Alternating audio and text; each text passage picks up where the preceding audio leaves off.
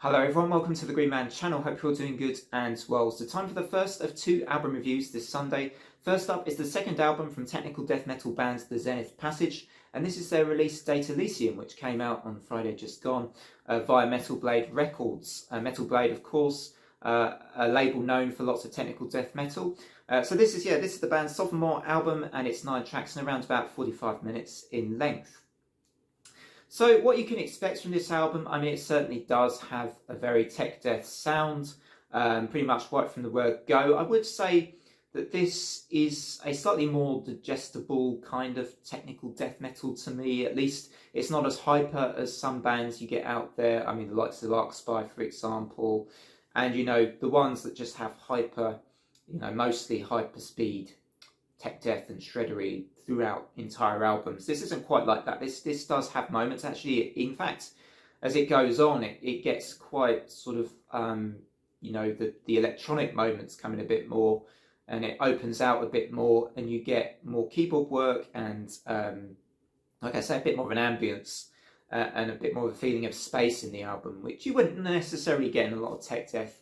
So yeah, there's a lot of, I would say, joining up of not just, you know, crazy guitar and bass work here. There's a lot of interesting and excellent keyboard work going on in addition to that equation. So it's a pretty solid album. I think this is a very solid technical death metal record that I would say is worth a listen. So who have you got in this lineup? We've got Derek Widquist on vocals, Justin McKinney is on guitars and keyboards, I think, Christopher Beatty on guitars, and Brandon Griffin is on the bass.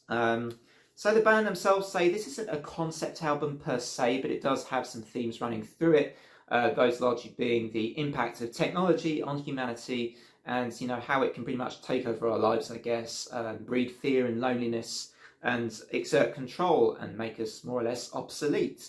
And, you know, this is a familiar theme. I think in tech death it's probably used a fair amount. And metal generally, this whole AI thing is on the tip of everybody's tongues in the current climate. So fairly familiar themes here that are running through this album. But it does have a lot of exciting and interesting instrumentation for me that more or less keeps you in the sort of spirit of the album as you go through it. So opening track, The Axiom of Error. Actually, I really like this track. It's only 2.5 minutes, but it just completely just you know, smashes you with that guitar riff right up front from the beginning, and then you get that kind of more cool stilted guitar riff that comes a bit later, and they introduce the electronics on this as well. It's a pretty exciting opening number for the album. Algorithmic Salvation, you get that insane technical death shredding coming into play here very quickly, but more expansive and interesting keyboard lines coming into the mix as well.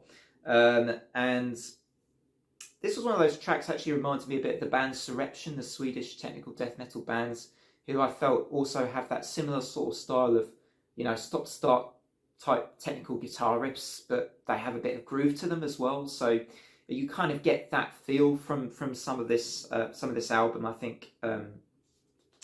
Lexi Contagion, one of my favourite tracks on the album. I really liked that slightly ascending fingerpicks riff that kind of goes. You know, I can't obviously play that just by trying to mime it with my mouth or anything, but yeah, I like that song a lot. And moving on to the next track, you got Synaptic Deprivation. I really liked how this one sort of harmonised those longer lead guitar notes with the really technical guitar playing on this album, and this is a very layered, complex track for me, one of the more complex on the album. But I liked the way also that the electronic ambience took over a bit as it got towards its closure. I thought that was very good as well. Deletion Cult starts off with a very kind of proggy keyboard line, and then it goes into yet more manic shredding and drum blasts. Really excellent technicality once again in this track as well, and amazing, impressive syncopation of keyboards with guitars once again. And Divinertia 1 and 2, these tracks sort of join together. I mean, they almost Div Inertia 1 flows very well into Div Inertia 2.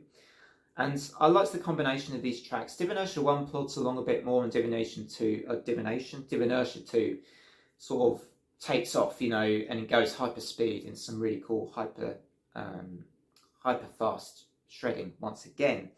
And there's a lot of that. I mean, there's a lot of that here. And they really turn up the tempo for that track.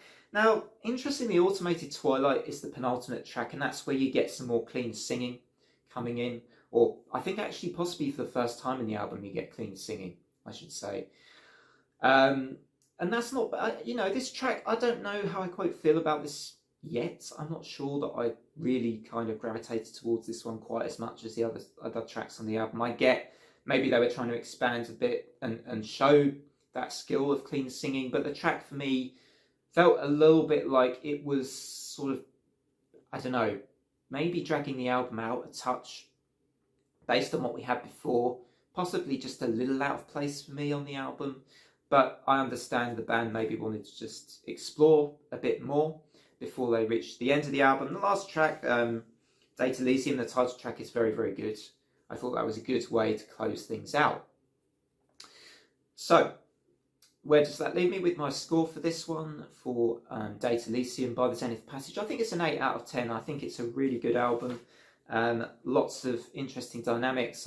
I can't think of too many, you know, this tech death band use keyboards a lot, but I think the way they use them is very clever, and it certainly is a slightly different flavour from some of the tech death metal bands I've heard more recently, and I think that's good that they sort of distinguish themselves reasonably well within this subgenre. So anyway, that's it for now until the next album review coming up shortly. So until then, everybody, it's bye for now.